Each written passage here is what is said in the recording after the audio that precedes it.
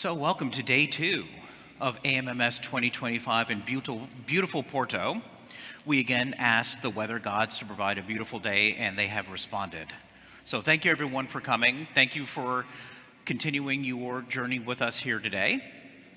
And I want to kick us off today by talking a little bit about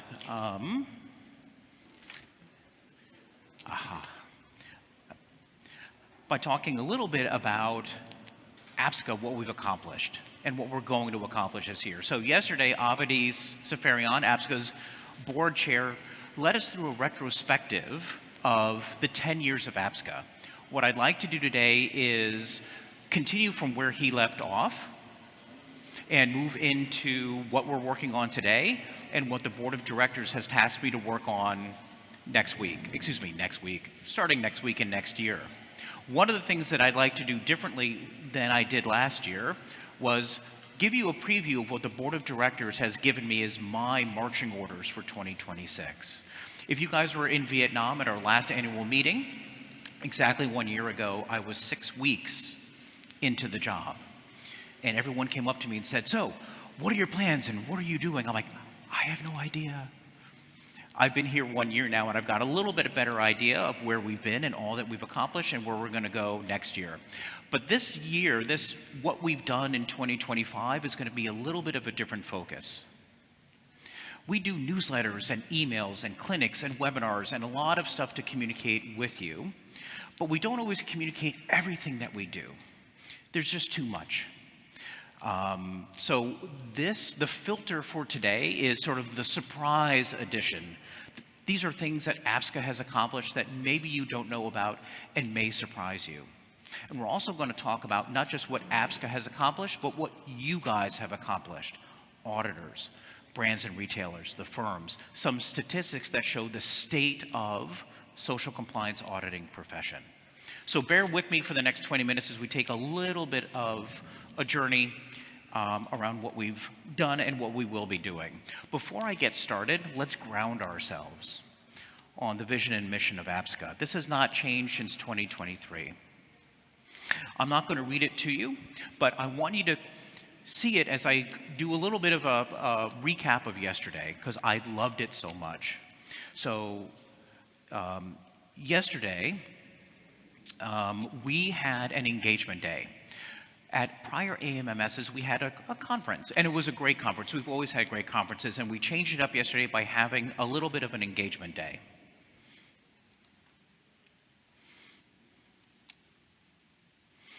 So I'm not going to review everything that we did yesterday, but for those of you who weren't here, we spent most of the day divided into brands, retailers, stakeholders, firms, and auditors.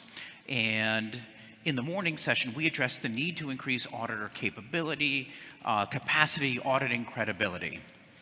And we heard a lot of voices in the morning. In the morning, we heard ideas like creating a mechanism for auditor feedback on when new standards and protocols come out, when those standards and protocols are updated. And I thought that was a great idea. Another idea we heard for increasing capacity, we need more CSCAs. Brands and retailers often have their own internal auditing teams. Is that a pipeline that we can tap into? How do we create a pathway? These were wonderful ideas and engaging ideas, and ones that had actually come up at APSCA and that we'll continue to noodle over. In the afternoon, we had a lot of great feedback on how do we improve audit quality. Always wanted to improve the quality of the profession. And there's ancient Jewish philosophers had described time as the tyranny of time. That time is both positive and negative. That time binds our hands together and limits our ability. And we heard that a lot in the afternoon feedback session. We need more time to prepare. We need more time to execute. We need more time to report. Everyone up on the stage, and as I walked around and heard from the audience, there was concert of action. There was passion of purpose that more time is needed. And that is, in a way, if you think about it, the hallmark of professionalism.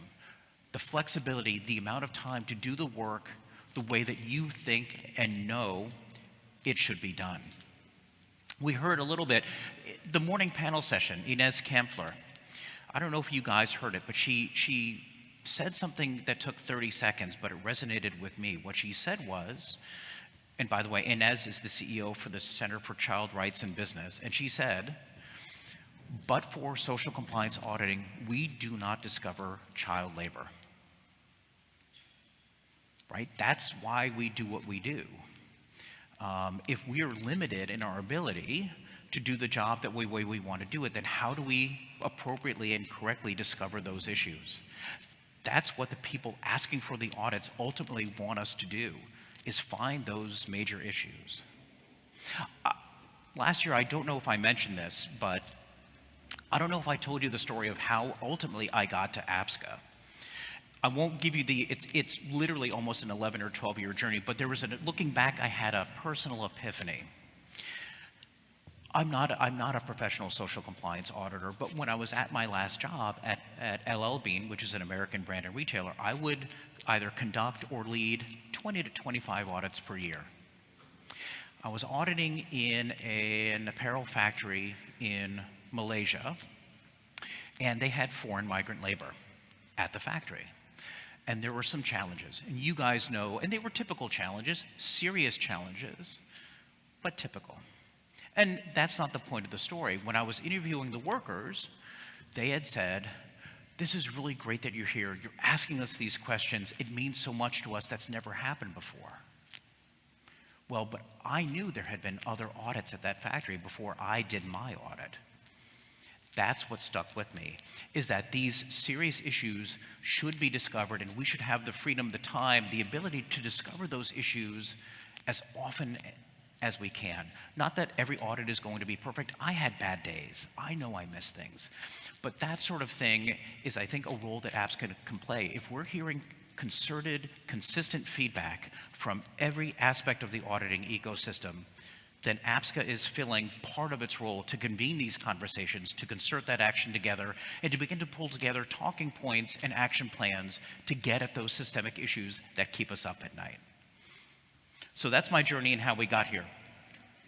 So yesterday was a wonderful engagement day, and I just threw together last night some of the photos that I thought were wonderful and that really led us through the conversations and show the level of engagement.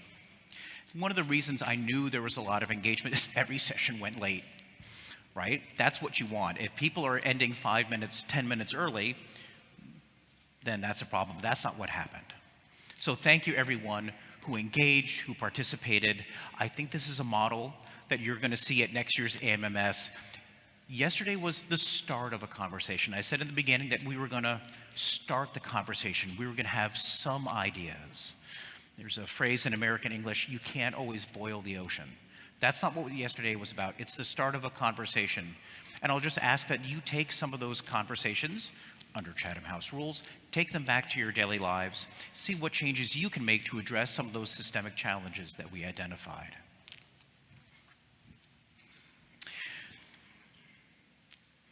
So I would love nothing more than to tell you everything that we've done this year, but what I'd like to do is just run you through some surprising statistics as you look at the vision and mission again. And I'm going to throw out some numbers for you just to give you an idea of some of the metrics of how APSCA operates. The first number I want to throw out is the number 9. Number 9. Anyone have any idea what I may be referring to when I say the number 9? That's the number of full-time employees APSCA has today. So all the work that we do, both when we're back home and here, is because I stand on the shoulders of 8 other giants. So we're a small company. I know we act like we're big, but it's because we work really, really hard, and the staff is just so talented.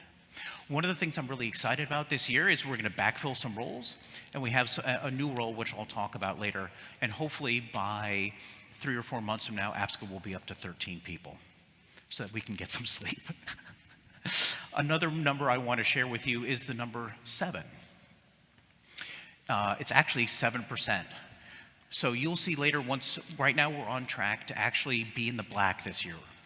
APSCA, our income is $4.3 million US per year, and we're tracking to actually have a 7% in effect, return this year. So we are actually operationally more efficient, and we're able to put some money away. And as you'll hear later, it's not just put money away, it gives us a new tool to give back to the auditing ecosystem. And I'll give you a teaser of what some of that is later. I'll give you the number 5. As of January, we will have a physical presence in 5 countries. We're going to be in Denmark, Canada, US, Australia, and our newest role that will start early next year is Vietnam. We are hiring a specialist in Vietnam to focus exclusively on auditors, and especially on the exams and getting your continuing professional development. One of the bits of feedback that we've heard this year is that auditors want more support through the exam process, facilitate our continuing professional development, and we're going to hire a role in one of the highest auditing countries we have to support that work. So I'm really excited that we're finally going to have a role in Asia.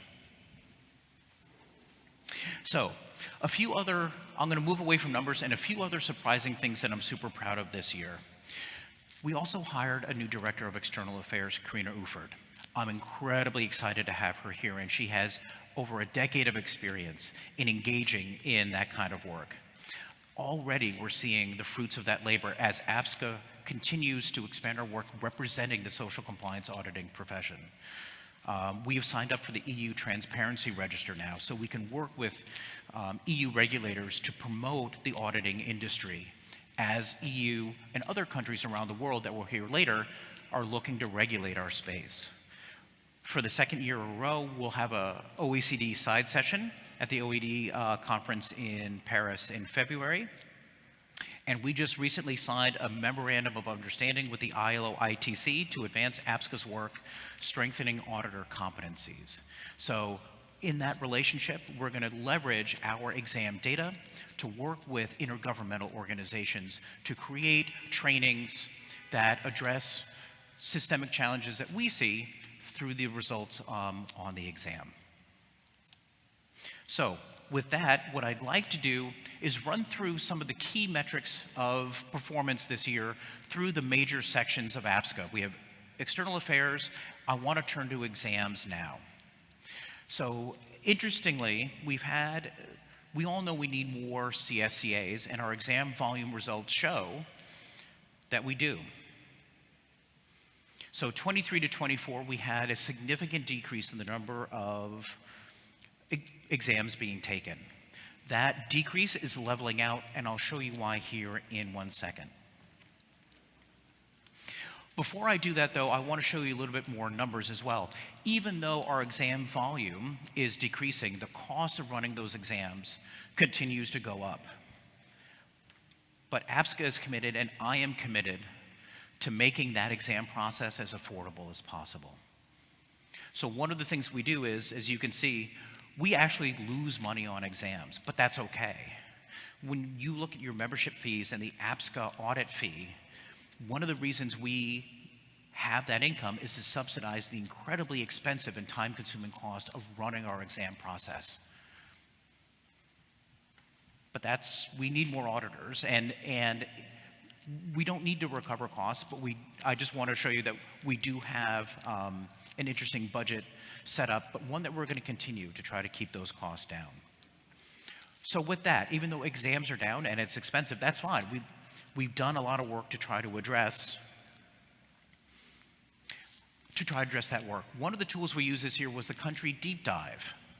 So we know there are certain countries that have low pass rates, especially with part 3 of the exam. So what we did was we took those countries and in local language with local examples of auditing challenges, we created webinars, live events, in-person meetings to not get them to pass the exam.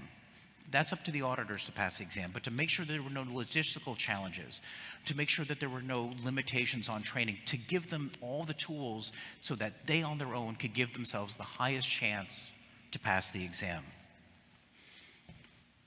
We did it in 6 countries, in 1 region, in 7 languages. We had over 800 auditors attend that, and it's had success. Let me just run through some additional numbers with you. One of the countries was Bangladesh. The pass rate on the exams after this country deep dive increased 8% in Bangladesh. In Brazil, the pass rate on the exams increased 11%. In India, the pass rate increased 12%. For Italy, 15%. Japan, 22%. The pass rate in Vietnam increased 40%, 40%. So my kudos to Kara Chan and Barbara Youngman of APSCA for creating these webinars and these sessions. The idea is that we are trying to increase, thank you, trying to increase the chance of people passing that exam. So we've had some success with exams, with people passing exams, and you can see the statistics here. 80% of auditors, after 2 attempts, are able to pass part 3 of the exam. We all have these stories of, well, how come Bob didn't pass the exam, or how come Sarah didn't pass the exam? There are those examples of auditors that have challenges passing the exam, and I'm not trying to minimize or ignore that, but generally speaking, as a profession, after 1 or 2 attempts, 4 out of 5 people are able to pass that exam. So that other 20%, we work with them, we give feedback on the exams, but they're not always able to pass, and that's a number that I'm comfortable with, and I think accurately keeps those people in that really do meet the professional standards of APSCA, and for those, it identifies where they need to train in order to give themselves another chance of success. An interesting little statistic that I want to show you next is going back to capacity, new auditors. So far this year, we've had, I want to say, 400 and 450 new ASCAs come into the profession. Of those, 81% have not started their exam journey. So we talk about, we do need more auditors, absolutely. One of the things that I want to talk to the firms here today is, I think you do have people on the bench, you have new blood that's in there. It may not be all 400, but even if it's 200 of them, you have a population of ASCAs that are ready to get through the process. And let me just encourage you, train them. Go to APSCA's website and have them look at the training. Have them sit for the exams. So with that number, let me turn now from exams and let me turn to membership. APSCA is a healthy, stable organization, and part of that reflection is because of the increasing membership that we've had. Before my time, that curve of growth of member firms was very steady, and we're up to 84 member firms today. But starting this past year, that membership curve it looks like this. It goes up, it goes down, it goes up, it goes down. Why does it go up and go down? We had 17 member firm applications received, 7 were denied. Any number of reasons why, but for any number of reasons, they were just not able to meet the professional requirements and governance and oversight standards that we require. We've had some memberships suspended. We've had some member firms' membership rescinded. The idea is that there are standards that we hold firms to, and therefore, I think for next year, the next few years, you're going to see that number continue to go like this. Our goal is we work with new member firms to the extent that we can, but we're looking for increasing governance, oversight, and professionalism as a requirement of becoming an APSCA member firm. Moving on, we just talked about membership. Let me talk about professional conduct. We're going to hear more later from all of the directors here at APSCA, but this is a number that, again, this is a surprising number. We'll talk about types of cases and numbers of cases. Part of administering justice is administering justice efficiently. And Stephanie Reagan and her team have done a wonderful job of being increasingly efficient at running through cases where ethical violations are raised so that we can get through this, we can resolve that matter, we can learn from it and move on. So our administration of justice, so to speak, has become increasingly efficient over the years. Locations of ethics cases. This may surprise you as well. One of the things that I continue to try to do at APSCA, see, that you can always tell how well you're doing by the number of cameras. So, as you can see it here up on the screen, these are the number of ethics cases that we've had. An ethics case is an allegation. This is not us saying these are true. These are just allegations. We take every allegation we receive from any quarter seriously. That is our job. And you can see here the numbers of cases, the overall number of cases, and also that percentage of cases.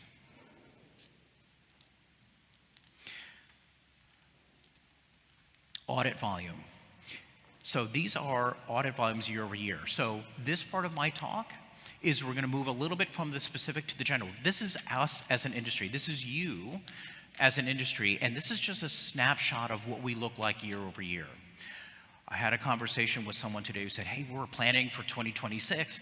What do I tell my bosses is going to be the growth of the industry year over year? Well, let me begin to tell you what I think the answer is. So this year, in 2025, we're estimating a 5% increase in the number of audits under the APSCA umbrella. And you can see here the number, how that percentage is going up and down by the top 18 countries by volume.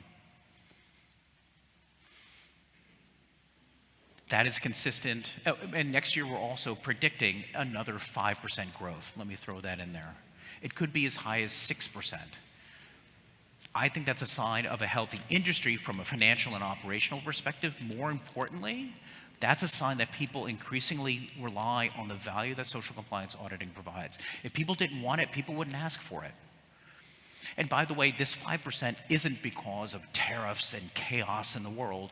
In 2024, it was 5%. In 2023, it was similar. We have a very steady, very consistent growth rate that sort of seems to transcend whatever current issues we have going on.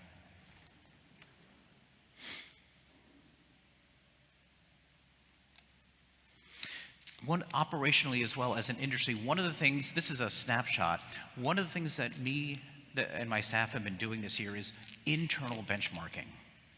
We know operationally we can get better. We have now resources to be able to say, okay, what's working, what's not working, but how do you know unless you compare to other people? So we've been doing a lot of that work behind the scenes. We don't talk about it. It's a little bit of making sausage. You don't want to see it, but it needs to happen. Let me just give you an idea of the work behind the scenes we're doing to make sure that a professional oversight body remains in line with other professions. We've looked at governance. We've looked at, do those professional oversight bodies recruit new employees for the profession? How do they determine and issue ethics sanctions? Should they administer training? And what measures do they use on exam performance? So when you see governance updates and you see exam updates and you see all of these changes that are going on, these are not changes because we're like, yeah, that sounds good, we'll do that. There's a lot of work that we do behind the scenes to make sure that we're benchmarking to the highest levels of efficiency and professionalism. Okay. And with that, those are some of the surprise statistics that we've had for this year. That gives you a little bit of a preview of communications that will be coming out when we give a report out the end of Q1 next year on everything that we've done this year. But you guys came to Porto. You took the time out of your schedules, and I wanted to give you a little bit of a sneak preview of some of that information. That's my sign that I need to stop talking. So with that, I wanted to give you a sneak preview, and hopefully this is some information, and feel free to, I saw you guys taking pictures. Take it back, that's great. I know it's Chatham House rules. I'll give you an exception for that. That's information that's out there for you guys to use in your businesses as you deem necessary. So with that, we're at time. I wanted to thank everyone again for coming. I hope you enjoy the day. A